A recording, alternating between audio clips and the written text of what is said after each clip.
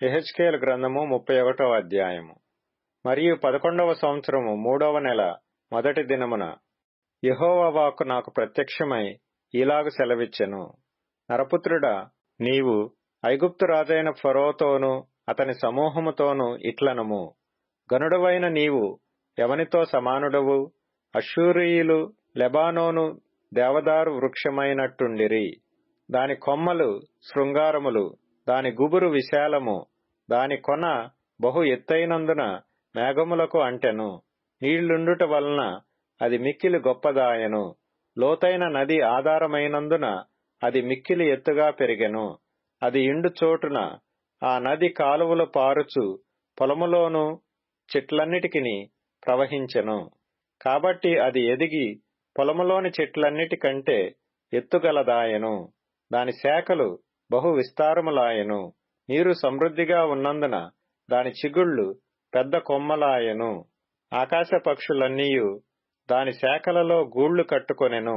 భూజంతువులన్నీయు దాని కొమ్మల క్రింద పిల్లలు పెట్టెను. దాని నీడను సకలమైన గొప్ప జనములు నివసించెను. ఈలాగున అది పొడుగైన కొమ్మలు కలిగి దాని వేరు విస్తార జలమున్న చోట పారుట వలన అది మిక్కిలి గొప్పదై కంటికి అందమైనదాయెను. దేవుని వనములోనున్న దేవదారు వృక్షములు దాని మరుగు చేయలేకపోయెను. సరళ వృక్షములు దాని శాఖలంత గొప్పవి కావు.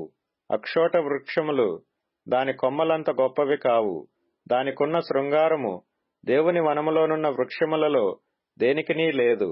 విస్తారమైన కొమ్మలతో నేను దానిని శృంగారించినందున దేవుని వనమైన ఏదెనులోనున్న వృక్షములన్నీయు దాని సొగసు చూచి దాని యందు అసూయపడెను. కావున ప్రభువైన యెహోవా ఈ మాట సెలవిచ్చుచున్నాడు. నీ ఎత్తును బట్టి నీవు అతిశయపడితివి.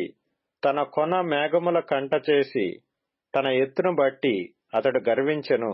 కాబట్టి అతని దుష్టత్వమును బట్టి అతనిని తరిమివేసి జనములలో బలముగల జనమునకు నేను అతనిని అప్పగించెదను. ఆ జనము అతనికి తగిన పని చేయును. జనములలో క్రూరులైన పరదేశులు అతనిని నరికి పారవేసిరి. కొండలలోనూ లోయలన్నిటిలోనూ అతని కొమ్మలు పడెను. భూమి అందున్న వాగులలో అతని శాఖలు విరిగి పడెను. భూజనులందరూ అతని నీడను విడిచి అతనిని పడియుండనిచ్చిరి. పడిపోయిన అతని మోడు మీద ఆకాశ పక్షులన్నీయు దిగి వ్రాలును. అతని కొమ్మల మీద భూజంతువులన్నీయూ పడును. నీరున్న చోటుననున్న వృక్షములన్నిటిలో ఏదియూ తన ఎత్తును బట్టి అతిశయపడి తన కొనను మేఘముల కంటజేసి ఏ వృక్షము గాని దాని ఎత్తును బట్టి గర్వింపకుండునట్లు క్రింది లోకమునకు పోవు నరుల యొద్దకు దిగువారితో కూడా మరణము పాలైరి. ప్రభువైన యెహోవా సెలవిచ్చినదేమనగా, అతడు పాతాళములోనికి పోయిన దినమున నేను అంగలార్పు కలుగజేసితిని.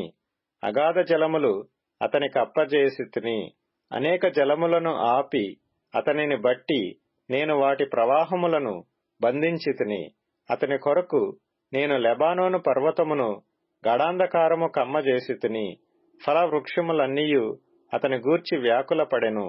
పాతాళములోనికి నేనతని దింపగా గోతిలోనికి పోవు వారి యొద్దకు అతని పడవేయగా అతని పాటు ధ్వనిచేత జనములను వణకజేసితిని.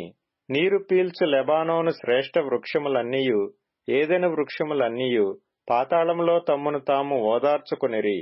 అన్యజనుల మధ్య అతని నీడను నివసించి అతనికి సహాయులగువారు అతనితో కూడా పాతాళమునకు అతడు హతము చేసిన వారి యొద్దకు దిగిరి. కాబట్టి ఘనముగాను గొప్పగానున్న నీవు ఏదెను వనములోని వృక్షములలో దేనికి సముడవు?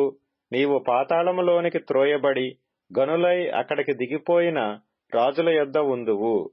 ఖడ్గము చేత హతులైన వారి యొద్దను సున్నతి నొందని వారి యొద్దను నీవు పడియున్నావు.